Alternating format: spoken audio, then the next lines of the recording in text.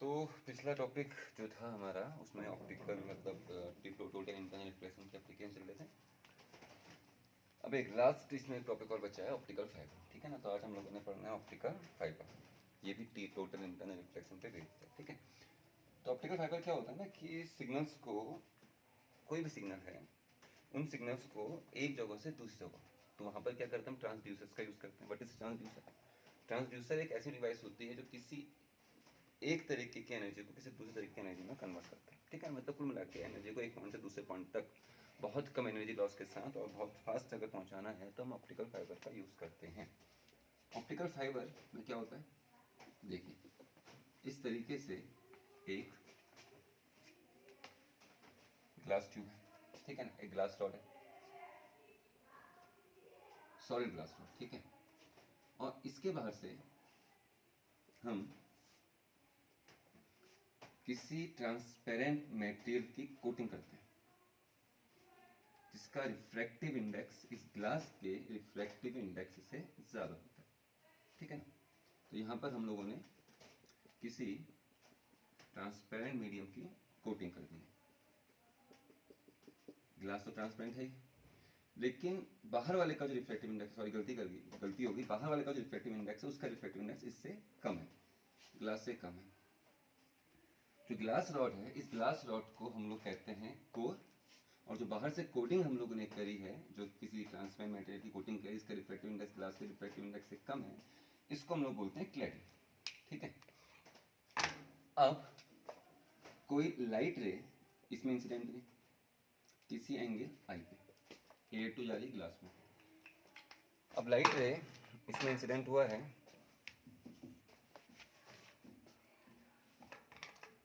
ठीक है ना। तो ये लाइट रे नॉर्मल की तरफ बेंट हो, तो यहाँ पर आ गई, तो ये आई, ये वाला एंगल आर, ठीक है। अब ग्लास और बाहर से क्लैडिंग, ये डेंसर है, ये रियर है, तो आई आप बढ़ाओगे आर की वैल्यू भी बढ़ेगी, ठीक है। आर बढ़ेगा तो ये वाला जो एंगल है अपना, ये 90 माइनस आर के बराबर होगा, ठीक है। तो आई बढ़ाओगे आर बढ़ेगा, आर बढ़ेगा तो 90 माइनस आर का वैल्यू कम होता रहेगा। तो आई एक लिमिट के आगे नहीं बढ़ाएंगे, क्योंकि अगर आई का वैल्यू एक लिमिट के आगे बढ़ेगा तो 90 माइनस आर का वैल्यू जो होगा वो यहाँ पर इन दोनों मीडियम के क्रिटिकल वैल्यू से कम हो जाएगा, तो लाइट रे बाहर को निकल लेगी, रिफ्लेक्शन हो जाएगा। हमको रिफ्लेक्शन करना है, तो भाई हमको इस एंगल को जो रखना है वो एंगल को इन दोनों मीडियम के क्रिटिकल एंगल से ज़्यादा रखना है। रख दिया तो मान लीजिए कि इसका जो वैल्यू यहाँ पर ये वैल्यू आया वो वैल्यू क्रिटिकल से बड़ा है, तो लाइट रे जो है वो इसी मीडियम में वापस आ जाएगी। अब यहाँ पर वो वैल्यू है तो यहाँ पर वो करनी चलेगी, तो इस तरीके चलते हुए हम लोग यहाँ पर पहुँचेंगे और यहाँ से फाइनली लाइट रे फिर बाहर पर निकल कर आ जाएगी। तो लाइट रे एक जगह चली और दूसरी जगह पहुँच गई। इस केस में एनर्जी का लॉस काफ़ी कम होता है भाई। टी तो देखो टोटल इंटरनल रिफ्लेक्शन में क्या है कि एनर्जी जो लॉस होती है वो काफ़ी कम होती है। तो इसमें एनर्जी अगर एक पॉइंट से दूसरे पॉइंट तक लाइट जा रही है तो इसमें एनर्जी लॉस काफ़ी कम होता है और स्पीड काफ़ी ज़्यादा होती है। लाइट चल रहा है तो सिग्नल भी लाइट की स्पीड से ही वहाँ पर चलेंगे। अब सही, तो लाइट की बात है, अगर आप लाइट की बात कर रहे हैं तो कोई भी सिग्नल जरूरत होना कि लाइट के फॉर्म में ही हो, किसी फॉर्म में हो सकता है। तो इसलिए पहले यूज़ करते हैं हम लोग ट्रांसड्यूसर्स।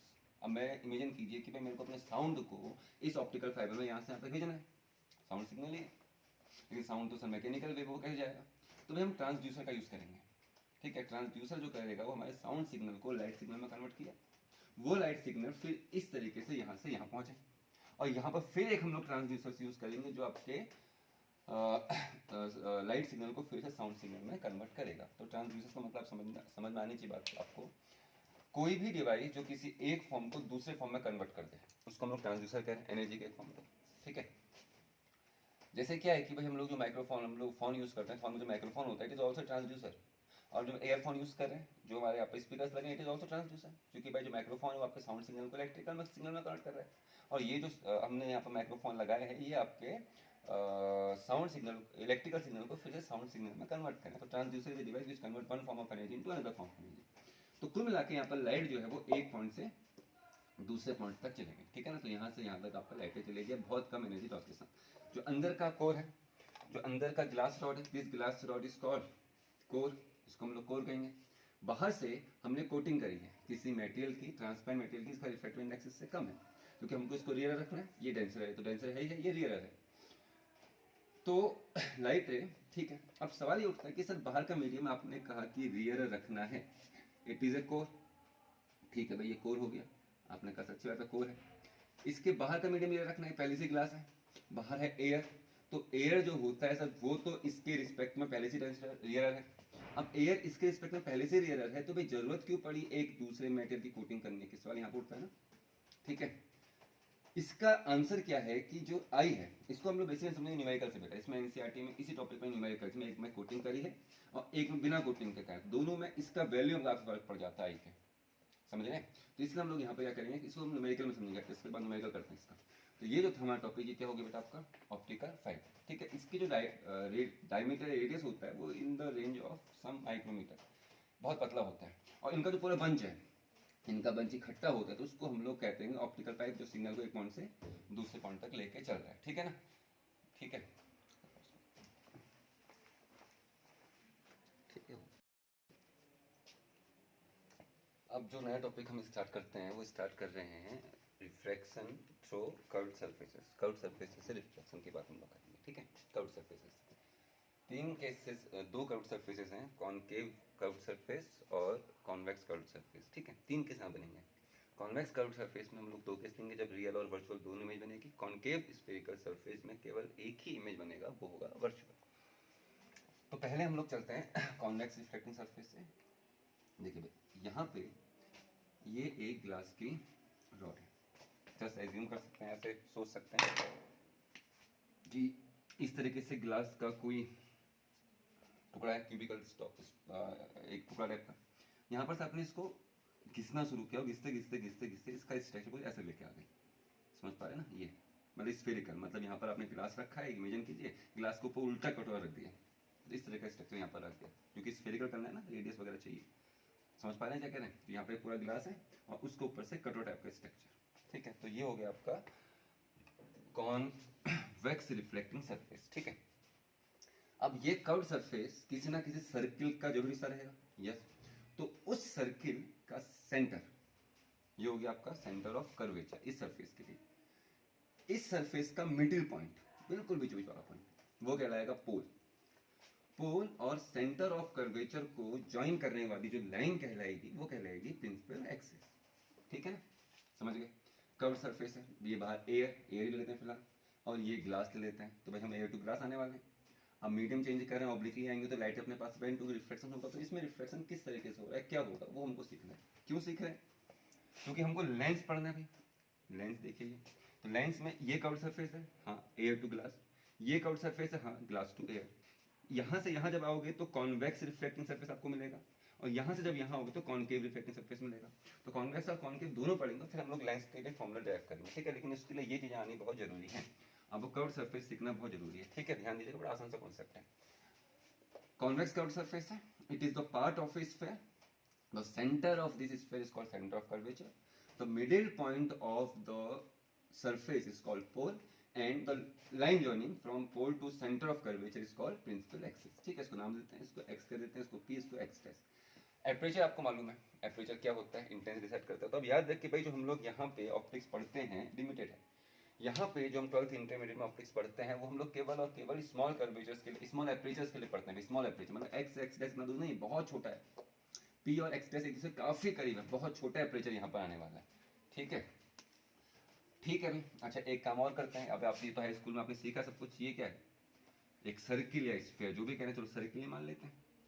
इसके किसी पॉइंट में हम टेंजेंट ड्रॉ किया, उस टेंजेंट ने सर्किल को कहीं पर टच किया, तो उसको सेंटर ज्वाइन करने वाली जो लाइन होगी वो हमेशा उसमें क्या होगी, नॉर्मल, टेंजेंट के ऊपर जो होता है नॉर्मल होता है।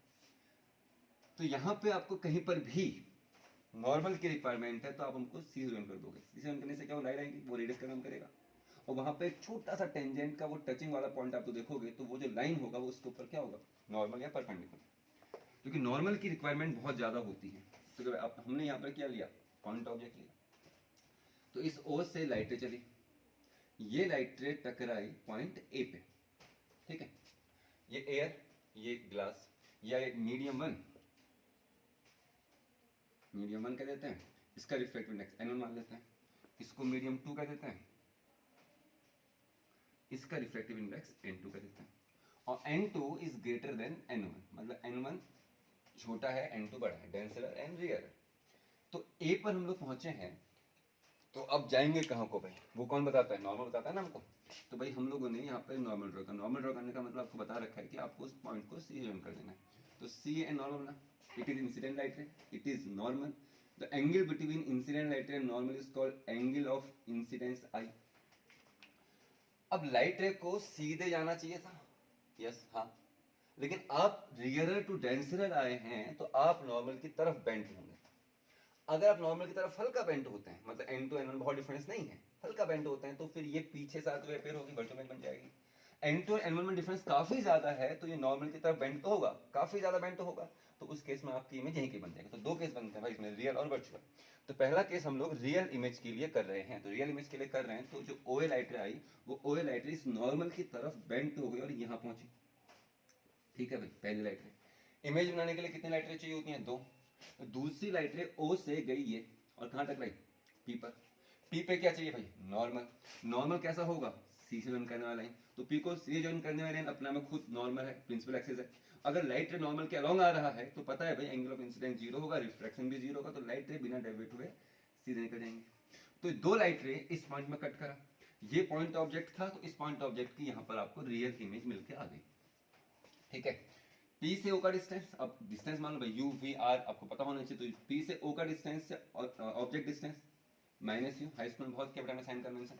P से C का जो डिस्टेंस है, रेडियस ऑफ कर्वेचर, वो हो गया आपका प्लस R, और P से I का जो डिस्टेंस है वो हो गया आपका प्लस V। ठीक है, तो सिंपल सी बात है।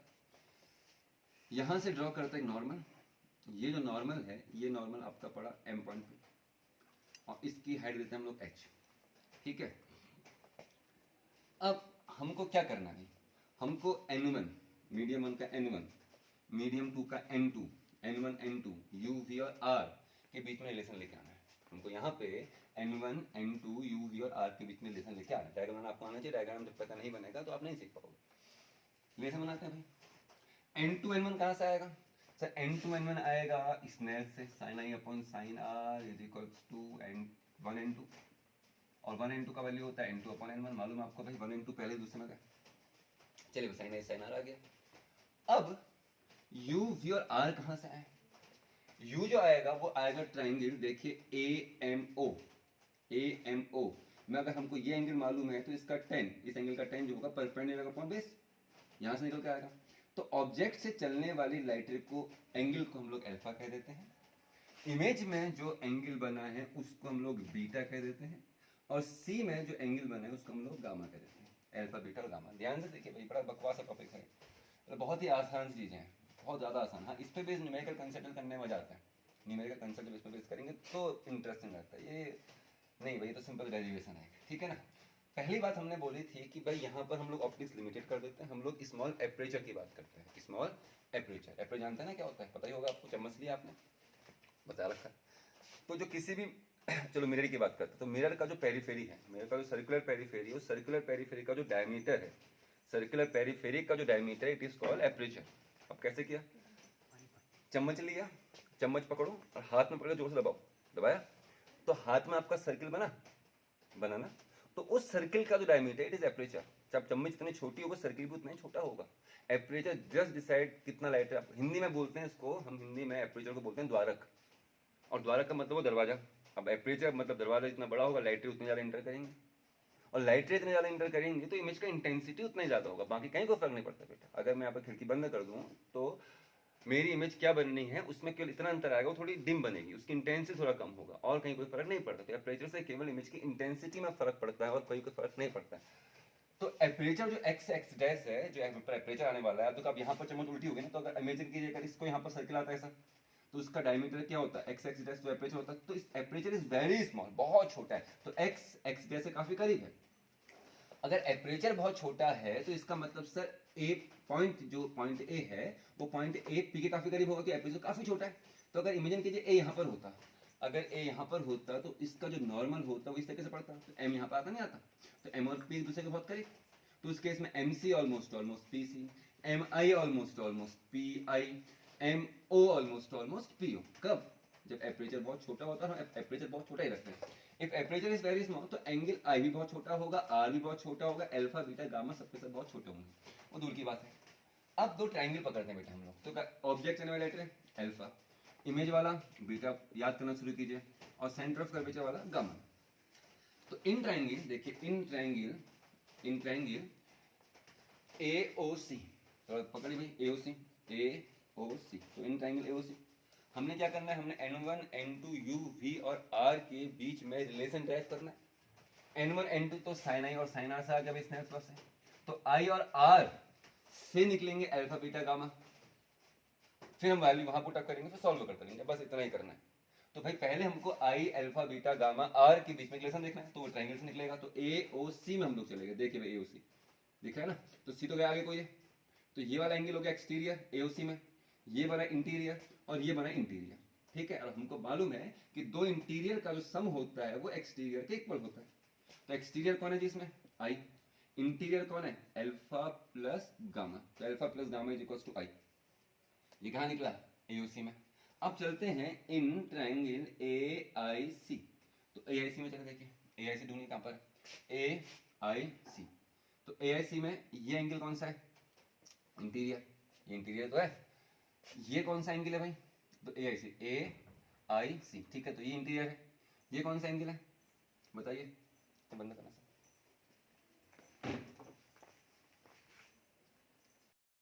देखिए भाई AIC, अब क्या है, ये angle of incidence I, angle of refraction लिखना है भूल गया था, देखो R, ठीक है, ढूंढते रहा भाई कहाँ है करके। तो angle of incidence I, angle of refraction R। तो इसमें कितने इंटीरियर है भाई, दो, कौन, बीटा और R, और एक्सटीरियर कौन है, गामा।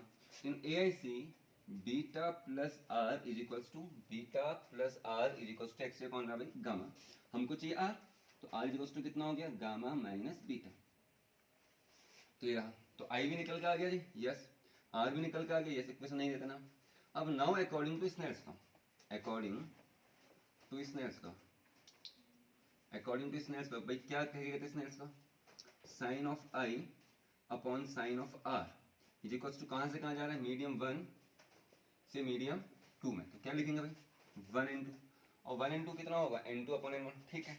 लेकिन एपरेचर काफी छोटा है, if aperture is very small, अगर एपरेचर बहुत छोटा है तो उस केस में साइन I ऑलमोस्ट I और साइन R ऑलमोस्ट R, तो sine of I upon sine of R is almost I upon R is equals to 1 into, और 1 into कितना होता है भाई, N2 अपॉन N1, तो I upon R is equals to N2 upon N1, ठीक।